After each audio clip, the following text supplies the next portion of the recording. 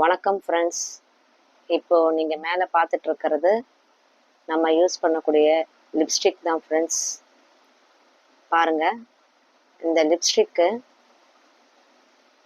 Shining வரத்துக்காக இதில் மாமிச கொழுப்பு சேர்க்கப்படுகிறது ஃப்ரெண்ட்ஸ்.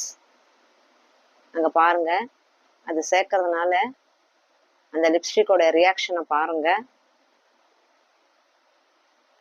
இதை மைக்ரோஸ்கோப்பில் வச்சு காட்டுறாங்க பாருங்கள் ஃப்ரெண்ட்ஸ். தயவு செஞ்சு இந்த மாதிரி கெமிக்கலான லிப்ஸ்டிக்கை பயன்படுத்தாதீங்க. இது நம்ம உடம்புக்கு பக்க விளைவுகளை கொடுக்கக்கூடியது. இது ஒரு அவேர்னஸ் பதிவு